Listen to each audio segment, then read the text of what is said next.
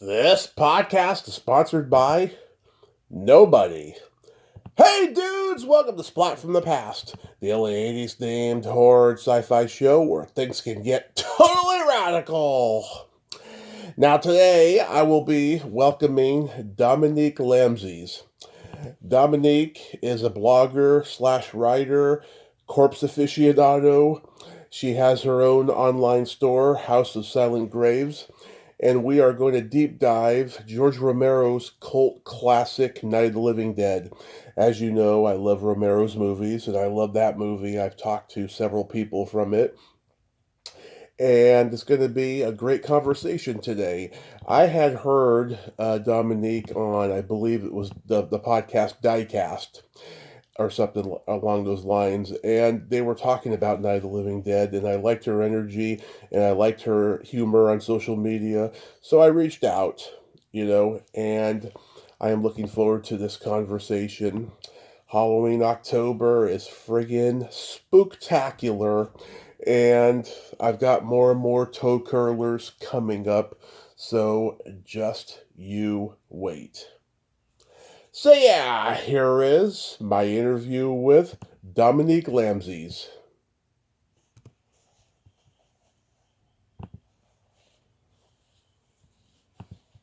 Hey Dominique, welcome to the show. How are you today? I'm great. How are you? I am fantastic. Thanks for doing this. This is a lot of fun. I'm so happy. Yeah, thanks for having me. This is going to be great. So, before we nerd out on Night of the Living Dead, let's start with your background. You are from Portland, you write blogs, and you have your online store, House of Silent Graves. Was horror something that you loved early on? Actually, no, it was not. I actually came to horror pretty late. I actually lived most of my life assuming that I was actually really easy to scare. Mm-hmm. So I kind of just stayed away from horror because I know a lot of horror fans like they like the adrenaline rush and they like being scared and everything. I don't like that. I never have, and it still bothers me. There's a couple films out there that I watch that have genuinely scared me that I will never watch again because I'm not into that. But I later on, um, actually through the method of watching the movie we're going to discuss today, um, I discovered that I was not that easy to scare, not as easy as I thought I was. Mm-hmm. Um, and that's when I became a horror fan. Wow. Do you want to reveal what those movies were? The ones that scared me. Yeah, Okay, the original Evil Dead. I love that Hate movie. that movie. Hate that movie. The original Chinese version of The Eye. Okay. Chinese dead people are mean. They're just mean. What was the other one? Okay, it couldn't. I want to say there was one more, but it couldn't have scared me that bad because I don't remember what it was. So there you go. We'll go with those two. I've never seen The Eye. Well, maybe I'll check that one out because I don't mind being scared. Well, that's one of those ones. It may not scare everybody, but because of like I have like weird spiritual beliefs around ghosts and everything Mm-hmm. that clash very hard with what kind of Chinese beliefs about ghosts are, and Right. that's why that one is. And actually, there are a couple like there's a couple like really good scares in that movie. Like I intellectually I can look at that and say, actually, that was really well done. Doesn't mean I'm sitting through it again, but Yeah. I understand that it was well done. Exactly. Exactly. Did you know early on that you were a writer? Okay, so when I was when I was little, like tiny little, six, 7, 8, I was obsessed with two films, which this explains like everything you'd ever want to know about me. Mm-hmm. The animated Robin Hood Okay. and Elvira, Mistress of the Dark. Oh, love that movie. Because Love it. my parents did not care, so they're letting their 6-year-old watch Elvira. My mom's like, she's seen boobs, she knows what they are, and she doesn't get the jokes, so whatever, she can watch it. Yeah. But my grandparents actually lived in this rural area called Sherwood, Oregon. Mm-hmm. and they were antique collectors, and they had little like picnics for their antique collector friends out on their house out in the middle of nowhere in Sherwood, Oregon. And I was famous because I would run around these picnics telling people I was Prince John's sister and that Robin Hood was somewhere running around and was going to get them. So while I haven't always been a writer, I've always been making shit up. Yes. That's the first thing that came to mind. You've always had imagination. Yeah, exactly. Um, but yeah, it's. I think I officially start, well, quote unquote officially, um, kind of started sitting down and writing things roughly when I was 12. Hmm. Did you read a lot growing up? And not really until about 12. Okay. I was a little more, when I was a little kid, I was really into science. So I was the one running around and like poking all the things and digging up all the stuff and just like running around outside, like messing things up. It took me a while to calm down and actually be able to sit and read. Yeah. So, when did your obsession with corpses come into the play? Well, okay. Actually, let's walk back the I started as a horror fan late thing, Hmm. because I had this weird thing when I was a kid that I thought I would be scared by like fake horror stuff, Hmm. but I was absolutely obsessed with real ghost stories. Hmm. They were real, so they didn't scare me. The Yeah. fake stuff did. So I like real ghost stories. I was super into that. And that again, I did with like I have again the weird spiritual beliefs about dead people, and that started pretty early. So for me, it was a little more about like ghosts and stuff early on. Right. Um, and I spent actually a long time having nightmares about zombies. Hmm. Um, so I was actually kind of scared of them for a good long while. Actually, right up until I saw Night of the Living Dead, that was what broke that fear for me. Um, and then I don't know, something about face eating. I like stuff that'll eat your face. I don't know what it is. Yeah. So, have you spent time in like mortuaries and cemeteries? I am a massive cemetery nerd. Hmm. I don't do mortuaries too much, because actually, as I've gotten older, it's sort of reversed for me. I Yeah. don't like stuff that's real. Yeah. I can't do true crime. Like I have problems with war movies. I can't watch war movies because like unless it's like super fake, like Overlord or something like that. Hmm. Because like even if the war movie isn't based on a true story, like something similar to that actually happened to somebody, and Right. I'm such a softie that I just can't handle that. Right.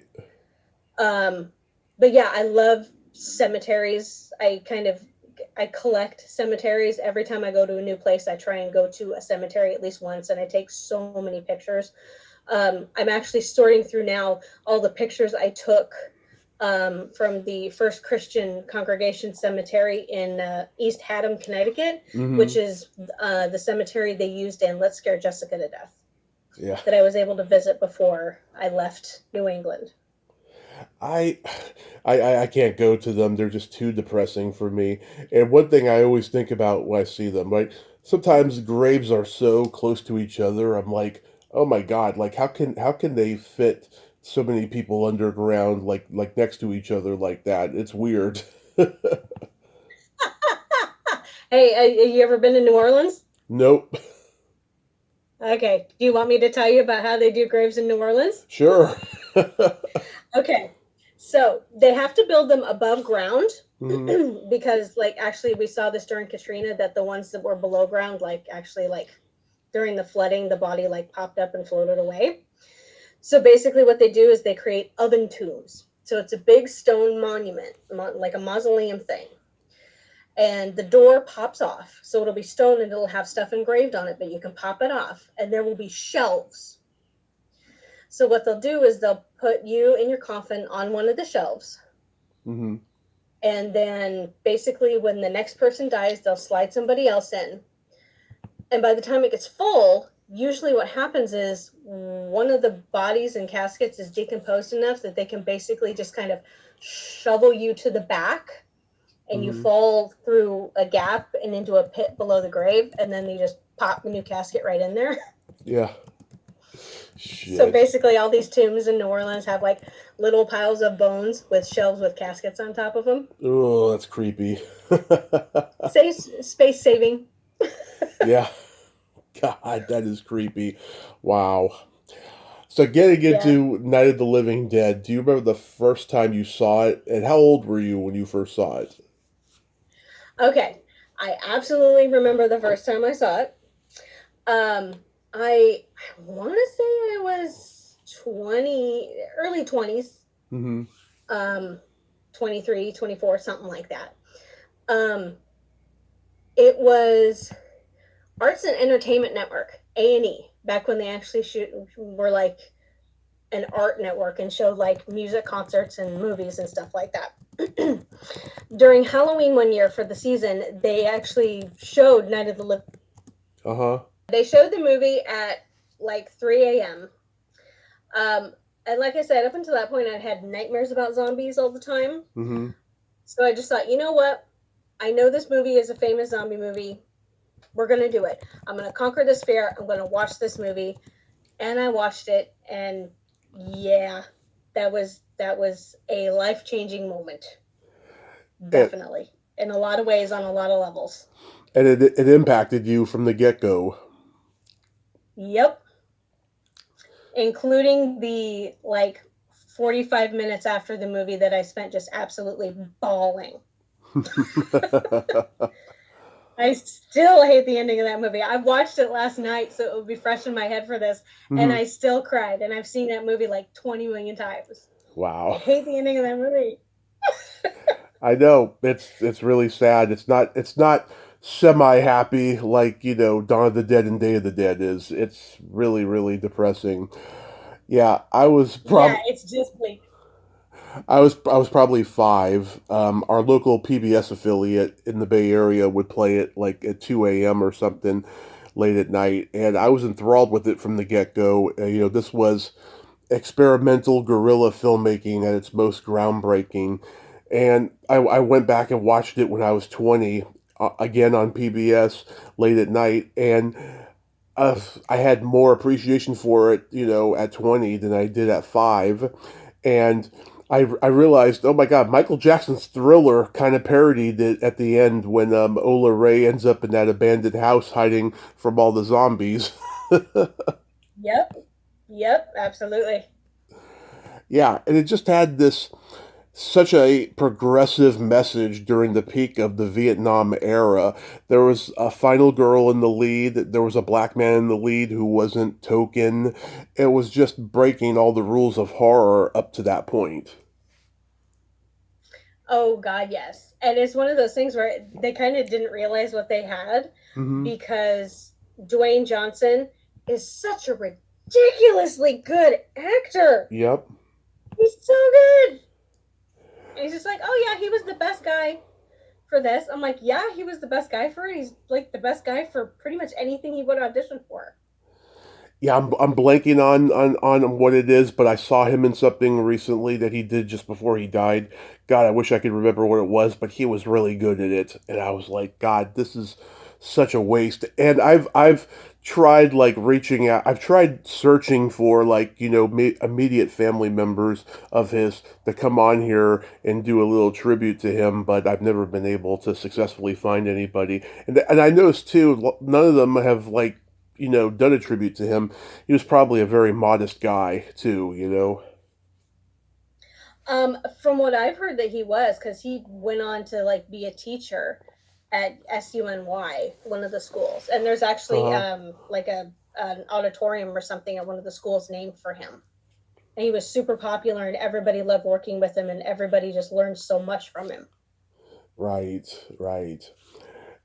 And God, it took God months and months and months to like, get this whole movie completed too. I mean, traditionally, an indie film takes, 25, 30 days, but this movie, it took a long while. I mean, George really put a lot of thought and a lot of effort into it. They all did, absolutely. And you can tell, and that's why it's still something we talk about. It is still something that's relevant because I've got a friend who his favorite novel is Dracula. Hmm. And one time I asked him why, what was it about Dracula that stuck with him so much? And he said it's because it's basically the skeleton of a story, and you can look at it and you can read so many different things from it. Hmm.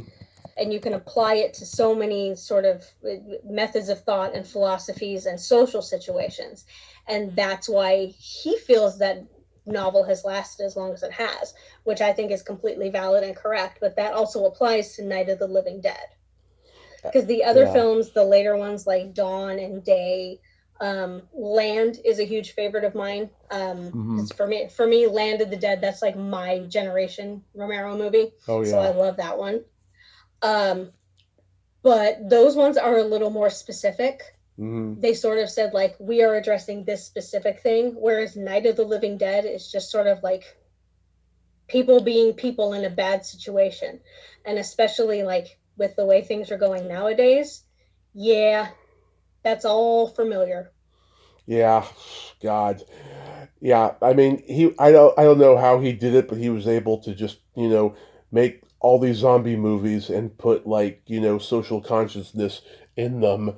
I mean, the Evil Dead movies don't have really any social commentary whatsoever. They're just an excuse to be silly or whatever. But God, yeah, George Romero's zombie movies are just socially conscious, and that's why they're so great.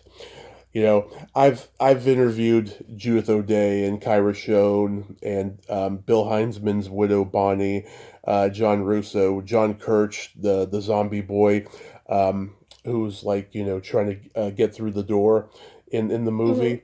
Yeah, he died a couple of years ago. Oh my God, his story was kind of sad about being a part of this movie, but he loved being a part of it. Overall for its message and everything, and just everybody is just so amazed at the impact that this movie has had, because when they made it, they didn't think it was going to be a phenomenon that it became.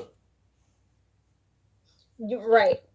And that's how the big ones start. The big ones start with just people wanting to make what they want to make and then throwing it out there. And then people realize because they didn't make this to get rich. They didn't make this No. to get a studio attention. They made a movie that they wanted to make. And I think, especially when in terms of art, that is where the power comes from. That's what sticks with people. Yeah.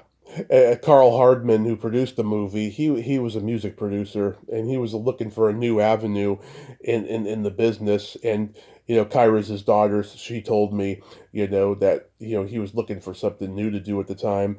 And George, he just had this way about him that so many people trusted him, and anybody that he met just absolutely loved him and his passion. There should be a biopic made about him. There really should be. Oh, I absolutely agree with that. Yeah, it would be amazing. Yeah, God. Have you met or do you know any of the cast members? No, I've met John Russo at Monster Bash a couple times, but that's the closest I've gotten. John's a nice guy, but he strikes me as a little bitter. Did he strike you as bitter? Um, I don't know if it was bitter so much as possessive. Yeah, Because I mean, I guess I approached him with the appropriate amount of reverence. right. I think was part of it. Um, but yeah, there was something going on there. I don't quite know what, and it's one of those things like I didn't feel comfortable talking to him about it. But yeah, there was like there was feelings there. He was feeling some type of way about something. Yeah, I was talking to him. It was early in the morning. The sun hadn't even come up over here in California, and he was walking his dog. He was out of breath, and just I don't know. Everything out of his mouth was just negative. I felt about Night of the Living Dead. I guess George took credit for things that he came up with or something, and they never they resolved things later in life, but not quite the way I think he wanted it to be. And oh my God, I mentioned Tom Savini's name, and he went ballistic. I'll tell you. Okay, yeah. Yeah. See, I've met Tom Savini, and okay, this is gonna sound bad, but I can kind of understand that. Mm-hmm. Yeah. Yeah, he was just, oh, that guy bullshits his origin stories about how he met George. He was never supposed to do makeup on the original Night of the Living Dead, and stuff like that. And yeah, and I saw the documentary about Savini, and like I have a lot of problems with documentaries about living people because accountability will never happen in those ones, you know. No, absolutely, yeah, yeah. Yeah. But yeah, I just thought that was interesting. I always say behind every genius is a guy going, "Oh, that guy stole my thing." Well, okay, because I'm also a Batman fan, so this Uh-huh. is like this is ringing of like Bob Kane and Bill Finger, Oh yeah. right? Yeah. Like, okay, maybe John did get buried a little bit in the legend that became George Romero, which I can see happening. Yeah. Like, what are the truly scary moments in the movie for you? Okay, so this is one of those movies that, like, again, I don't do like jump scares and stuff like that, Hmm. but there's moments in this movie that hit me on like the what I consider the disturbing level that like Yeah. really hit my buttons.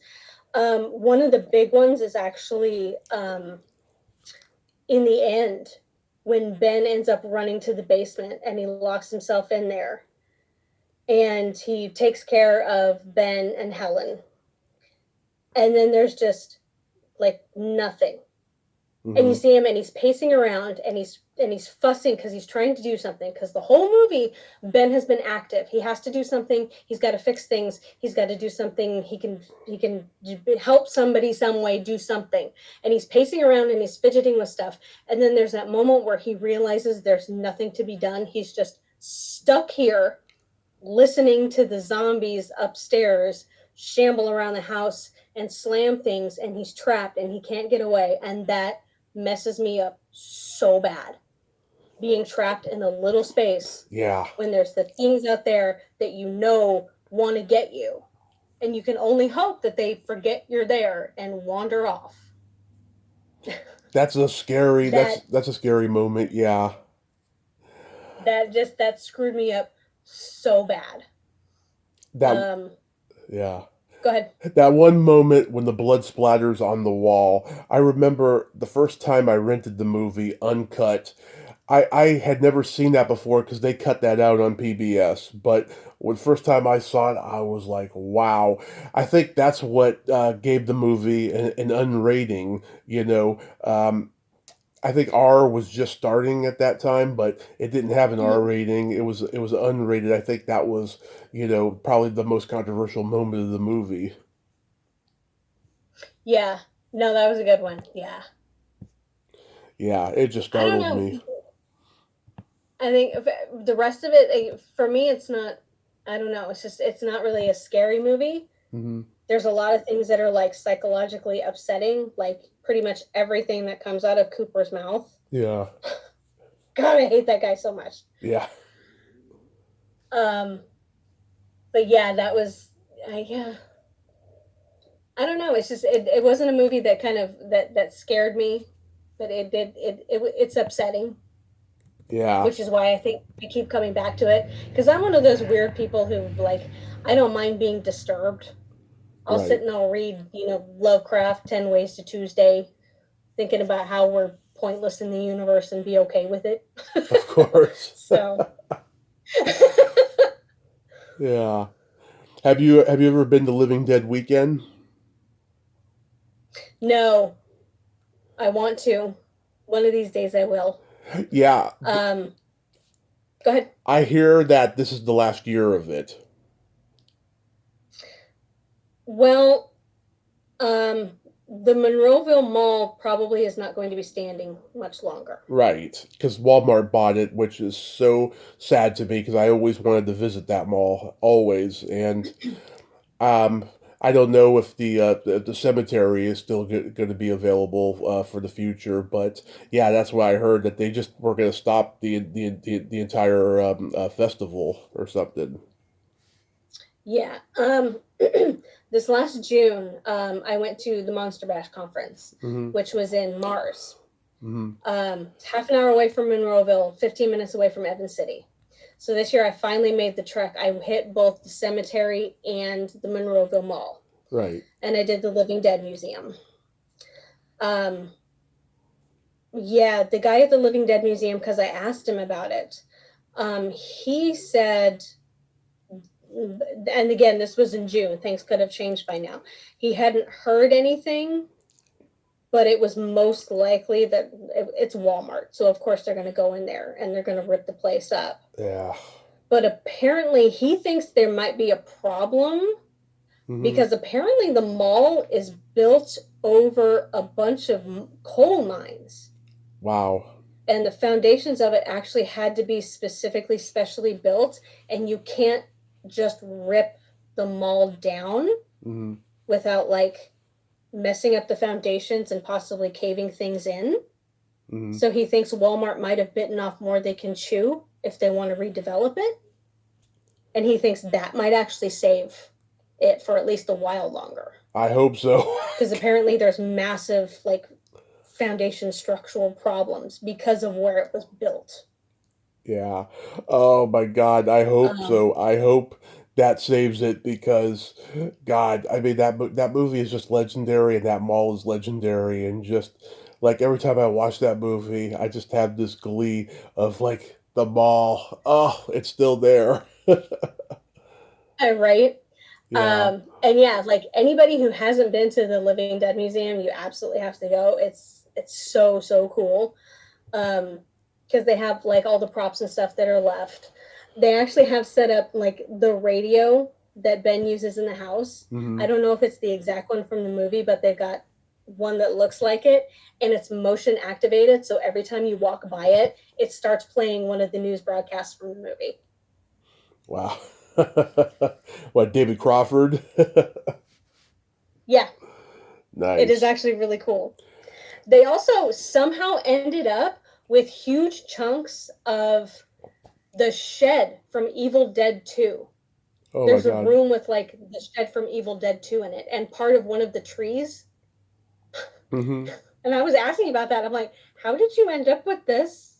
Because I mean, I guess they're both zombie related, but still. And apparently, like the people who had the property knew this shed was important to like movie people, but didn't know what to do with it. And it was old and gross and they wanted to get rid of it. So they went to the people who own the Living Dead Museum and were like, you want it? And they were like, sure. So they hauled it to Pennsylvania. So Evil Dead fans should check out the Living Dead Museum too. Yeah. Um, And Go that ahead. and that's a movie you would never watch again. Actually, I've seen Evil Dead 2. That one, I don't get it. Well, That one to me is just kind of stupid and boring, honestly. I didn't get that one at all. I'm like, I don't get why people freak out over this. well, some people say it's a more professional version of the first one because, same scenario of friends going to the wood cabin, right? And more money for better effects happened in that one. Robert Kurtzman, was involved in the movie and everything. I mean, do you agree with that? That it's kind of a remake of the first? I mean, yeah, I mean, it was supposed to be, right? Mm-hmm. I mean, I think what I had heard at some point was that it was basically because he got more money, they basically just wanted to goof it and they Yeah. made it completely like weird and surreal and off the wall because they could. Yeah. And it's just like, okay, that's not my jam, but okay. Yeah. And honestly, it doesn't matter if it's my jam or not because it led to Army of Darkness, Oh yeah, which is 100% my jam. So yeah. I don't care.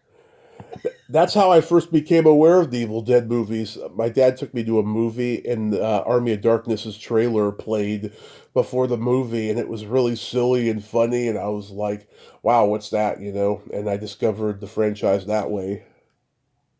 Yep.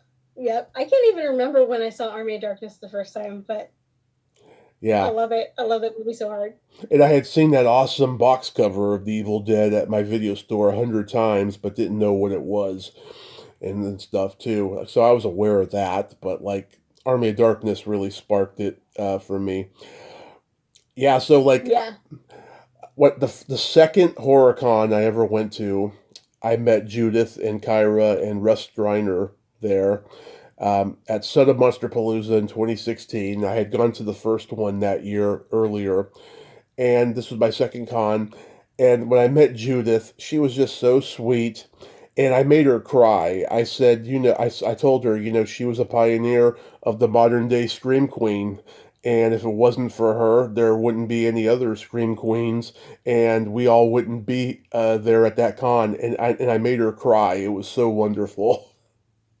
Oh, that's so sweet.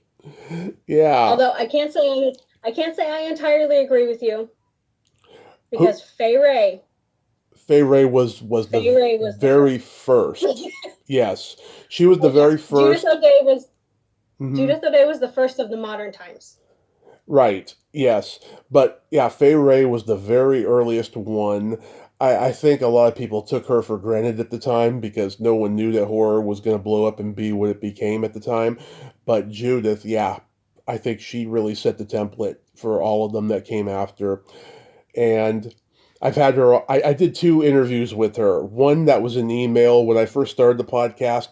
I would do a couple email interviews to be lenient for certain people, and I don't allow that anymore, but at the time I did. And then I had her come on here in 2019 to talk for 20 minutes about a con she was going to and a little bit of Night of the Living Dead minutia. And I just emailed her last week about coming on a third time and stuff. She's super busy, but it might happen. Um, Kyra, oh my God. So she still has the same hair that she had when she was little.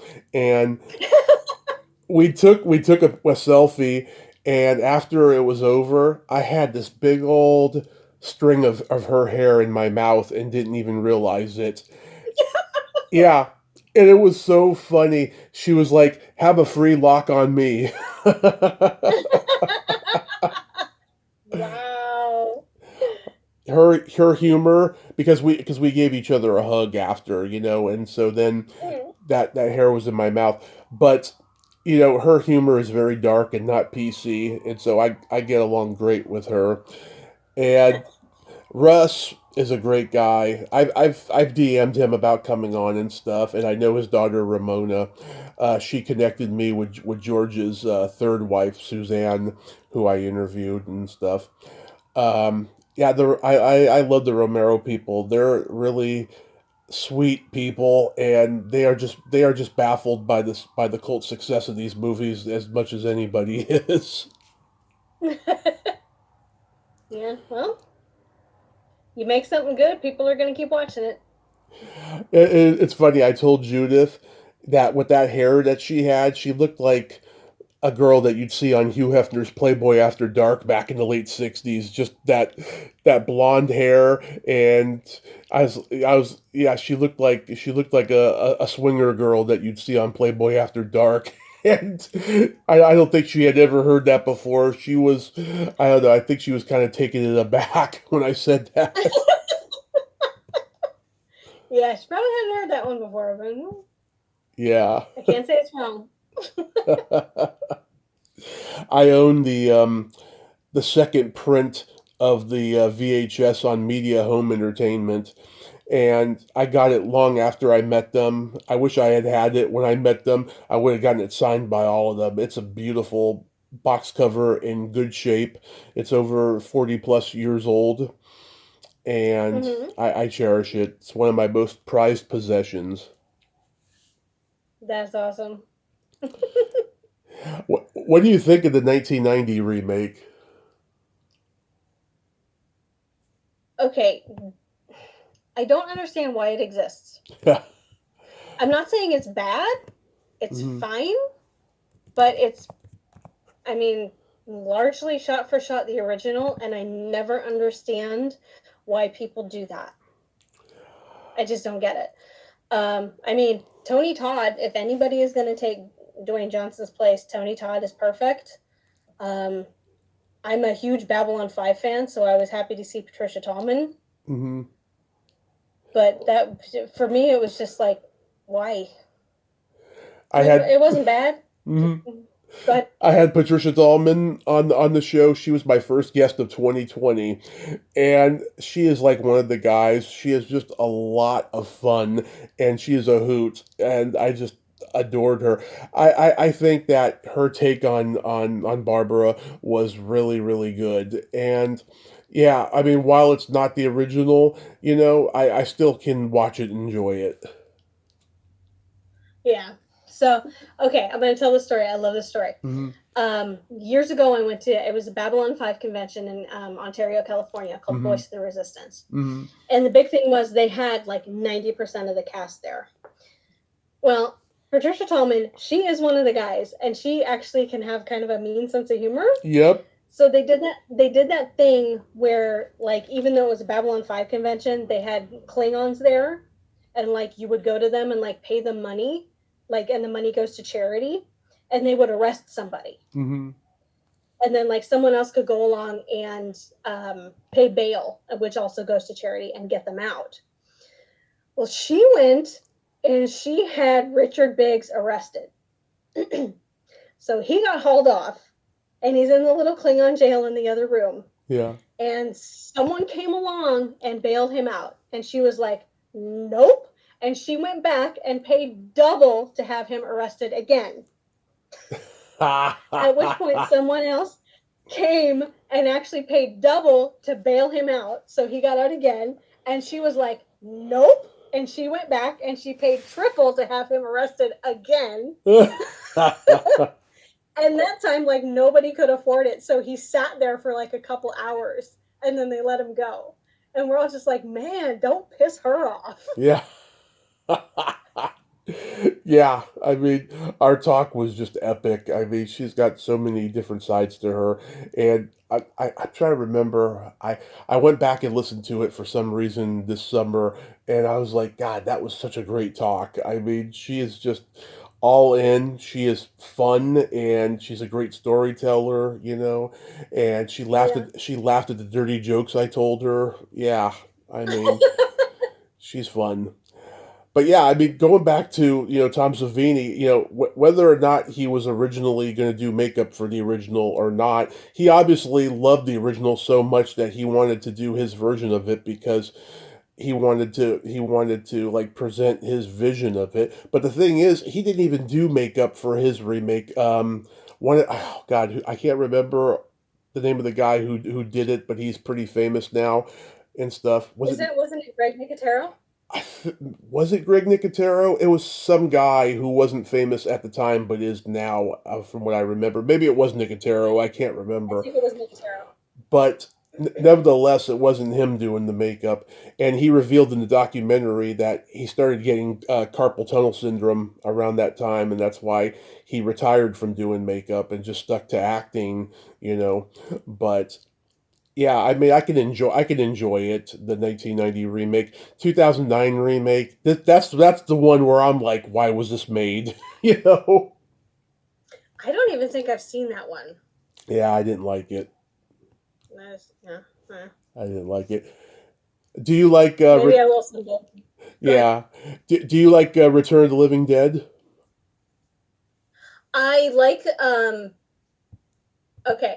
I'm the weirdo who Uh, likes all of them except 3. yeah, Because 3 is like, what are you even doing? Can we just go back to being stupid? yeah. I interviewed the guy who made 3, John Penny. He's a sweet guy, really sweet guy. But like, yeah, I mean, I like the first 2, and there's a lot of drama on part one behind the scenes with Dan O'Banion. He was a weird guy. I've interviewed people who were like in college with him and said that he was addicted to porn. And Really? all this stuff about him. Well, yeah. Well, it's funny. He met Jules Shepard when she was a stripper at some club on the Sunset Strip. And that's how she got to be in the movie. And he knew her for just a couple of years up to that point. That's how addicted to nudity he was. But yeah, I mean, it's funny. They say that elements from Night of the Living Dead was borrowed for Return of the Living Dead. That's why Russo and Striner have a co-writing credit. George Hmm. completely hated the movie. He didn't want a writing credit. He didn't want his name on that movie. Period. I get it. I get Yeah. it. It is not. Yeah, it does not match. I think his professional ethics, I guess, is a way to say it. Right. Because he always kind of took zombies pretty seriously. Yeah. I remember there was always talk that he was going to do a zombie comedy, and he could just never do it. Hmm. Which, I mean, I get it. He had something to say. He had something to say with his zombies. Yeah. George. And go Yeah, ahead. George became very desensitized by the Hollywood system in his later years. Both of his wives that I talked to told me that, yeah, I don't know, he just got really bitter and couldn't enjoy life, and he distanced himself from a lot of people who made him successful for a while, not a long while, but for a long time. There were a lot of people he didn't talk to, and yeah, that's really sad. That would have been great to see him do a zombie comedy. I don't know if it would have been like Return of the Living Dead or Evil Dead, but it probably would have been pretty funny. Well, I thought I heard him say at one point that the one he actually did like was Shaun of the Dead. And when they made Shaun of the Dead, he was Yeah, just like, well, they made the perfect one. I don't need to anymore. And he stopped talking about it again, which makes sense because it's sort of. I, George Romero is a very heavy filmmaker. I yeah, don't think. I think the core of it is that he couldn't really have done humor. That's just not his style. yeah, Because I mean, like he could do it. Okay, I absolutely love George Romero. This is not intended as any sort of criticism, uh, but his range wasn't that wide. He yeah, wasn't like a Rod Serling who yeah, could just do anything and make it work. right, He felt the serious and the heavy, and that's what he made. Although I do think, especially towards the end, he did become he definitely became cynical, and it started to show in the movies. mm-hmm, Because like Diary of the Dead and Survival of the Dead, right, I kind of don't care for those because those ones there was a lot of, I mean, I hate to say it, but there was a lot of hatred behind those movies. right. He was venting some bad feelings in those movies. Yeah, if Dawn of the Dead, the remake in 2004, hadn't been successful, he probably wouldn't have been able to make that last trilogy. Because then Universal, was like, okay, well, we'll greenlit your new Dead movies. Because he had been trying to get those ones made for a long time, and it just didn't happen. Yeah, and especially like because I don't totally hate on the Zack Snyder Dawn of the Dead, but I can get like being George Romero and creating the movies you've made and then having somebody come along and do that to one of them, Hmm. especially like your representative baby. Hmm. It's Right. like if someone went to like Fritz Lang's filmography and took like Metropolis Yeah. and made it into a dumbed down action movie, Hmm. Fritz Lang would have been pissed and he would have been bitter. you know Yeah. Did you have any crushes on any characters in Night of the Living Dead? I mean, Johnny's pretty good looking. Hmm. Yeah. Apart from that, not really. The people in that movie aren't my type. Uh, I I have problems with the '60s aesthetic. Uh huh. I don't really like the fashion or anything, and for me, like it's just like, oh, everybody looks kind of frumpy and kind of Yeah, I always had shape-ish more. I Go ahead. always I always had a crush on Kyra. Even now, I do. I just love her. I love her sense of humor and just that hair that she has. It's just awesome. See, it's not a crush, but I honestly think my favorite character is probably Helen. Hmm. Cause like we're in the middle of this. I ain't got time for your bullshit. Yeah. I don't have time for this. Just shut up and like help. And those just some of the lines she has for Harry. Just I love the we never like living together, but dying together isn't going to help anything. Like, oh, dude, right in the nads. Love it. Love it. So you mentioned before that you love Batman. I also love Batman. I used to watch the 60s Batman series like in marathons when I was a kid growing up in the Bay Area. My dad got to see the 1966 Batman movie in the theater with all my uncles and my aunt who took them and stuff. And like when the 89 Batman came out in the summer of 89, God, I was just obsessed with it. I went to summer school that summer and I wore Batman shirts all the time of the old and the then current. I even have a cute picture of me wearing the 89 Batman logo shirt on Facebook and stuff. Like, when did your obsession with Batman come in? Uh, my obsession with Batman functioned a little weirdly because it started with the '89 movie. Right. I think my parents took me to see that in the theater. Yeah. And then for Christmas that year, I loved the movie so much they bought me the videotape, Mm-hmm. and I watched it so much that the magnetic tape inside the case snapped.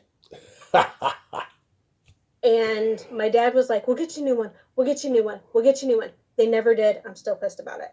Wow. Um, and then it seemed to like fade away for a while. Mm-hmm. And then I was in high school when I discovered the animated series. Uh-huh. The animated series was what really hit because, of course, like, Mark Hamill. I mean, um, yes, with Mark Hamill and Kevin Conroy. Yeah. And that was a big moment for me. I met him at a convention in Colorado Springs a few years ago, and I cried in front of him. It's like, I mean, it was a big deal. I actually spent probably the first like third of my life convinced I was going to write Batman comics for a living. Wow. I love Batman so much. I wanted to write Batman so much. I'm not cut out for the comic book studio system is what I discovered. Mm-hmm. But just being a Batman fan colors the way I write and the way I approach characters as well. I discovered the '60s series later. Mm-hmm. I actually got a few years ago, can't remember how many, but they released the box set where they remastered the whole thing, Mm-hmm. which I 100% recommend if you haven't seen it. It is beautiful. Nice. The only problem is that, like, you see Cesar Romero's painted over mustache crystal clear, and it looks so terrible. Well, that's a given. He refused to shave it. Yeah, but it's like when the film's grainy, it doesn't look quite as bad. But now that it's like perfectly clear, it's just like, ugh. Richard Donner suckered Gene Hackman into shaving to play Lex Luthor in Superman. Oh yeah, Yeah, I didn't know that. that's a famous story, and it's hilarious. If you go on YouTube and find a clip of that story, oh God, it is hilarious how he got him to do it. Yeah, I mean, who's your favorite Batman? Is it Adam or Michael or Val or George or any of them? Yeah, my favorite is Kevin Conroy, hands down. Adam and And Michael Keaton are my two favorites. yeah, yeah, I love Adam West. I do Christian Bale. I do love Christian Bale. Nice. Um, yeah, Michael Keaton. I love how he leans into Batman jokes nowadays. Mm-hmm. Because like I think he was really good as Batman, but Yeah. like the way he leans into the Batman jokes nowadays is just great. Yeah. Um, See, the thing is with Val Kilmer, Mm-hmm. he was a terrible Batman. He was a great Bruce Wayne. Right. And George Clooney got the short end of the stick. That was just a terrible movie on every level. Yeah, because they thought, oh, he's popular, he's on that hit series. Let's get him. It was Yeah, it was crazy. yeah. I felt God. I remember seeing was it Batman Forever when we see Robin's origin stories. Circus family and they get killed. That was sad. Yeah, yeah, absolutely.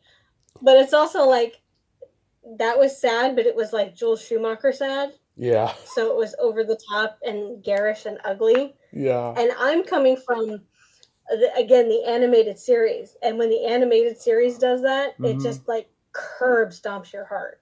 So I'm Hmm. like, you guys are aiming low here. Yes, I agree. So to wrap this up, your store, House of Silent Graves, how long has it been going now, and what's the origins of that? Um, Geez, I don't even know how long it's been going on now. At least 10 years. Um, it started with the Tangler. I love William Castle movies, and I saw the Tangler for the first time, and I was like, I want a Tangler. Tanglers are so cool. They're awesome. I want one. Right. So I tried to look. I tried to find one. I found one plastic model that was a very limited edition that was made like 5 years before I was even looking. Hmm. So it was super hard to find, and they were super expensive. And then I realized, like, I'm a sewer and I'm a crafter. I can just make that. It's not like it has to be good because it's the Tangler. Right. So I sat down with some paper and some fleece and I made it and I showed everybody. And then I started getting well, I want one.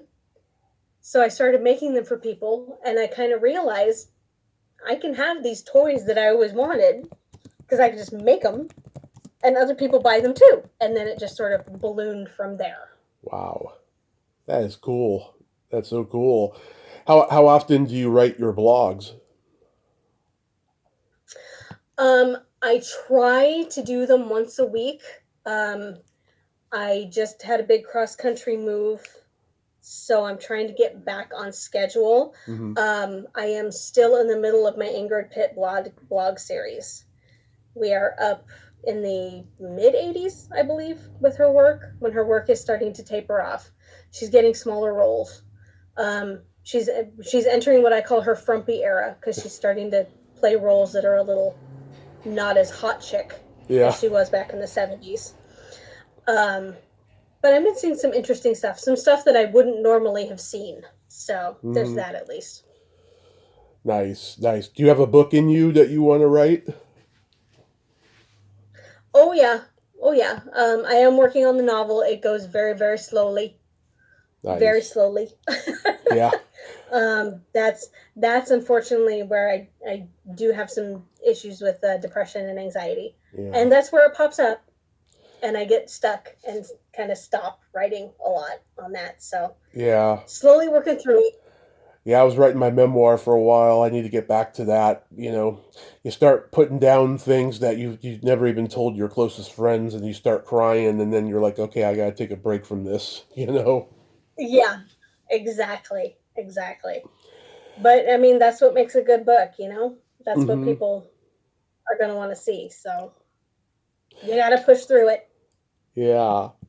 So real quick, we gotta play my secret silly game. This is a series of silly slumber party questions. No win or lose, just pure fun.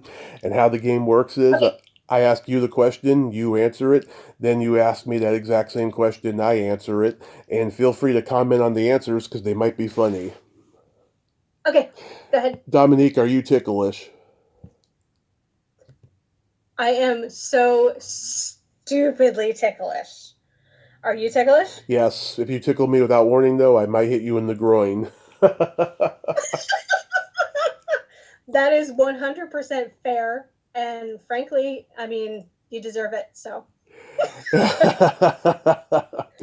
Is your belly button an innie or an outie? I am an innie. Are you an innie or an outie? I am also an innie. Um, Okay. what color are your toenails painted? My toenails are unpainted, so they're just natural. What color are your toenails painted? I just did mine orange and black for Halloween. Oh, nice. Yeah. What would you say is your best personality trait?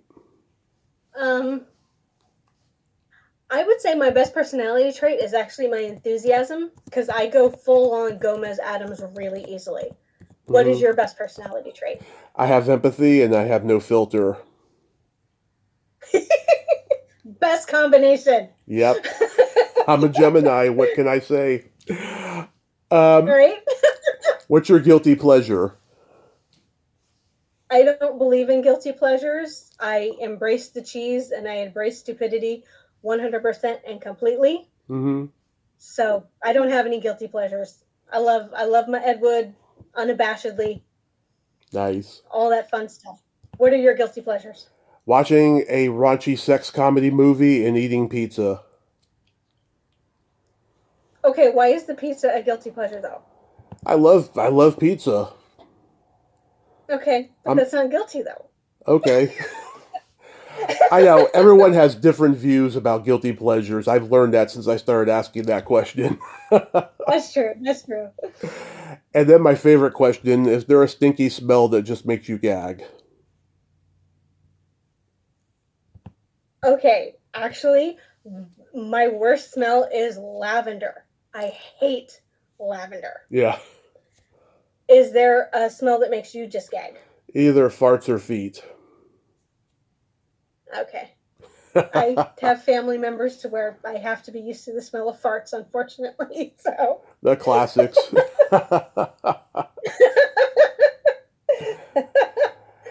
Here's a couple jokes for you. What do you call a boy that doesn't masturbate? what? A liar.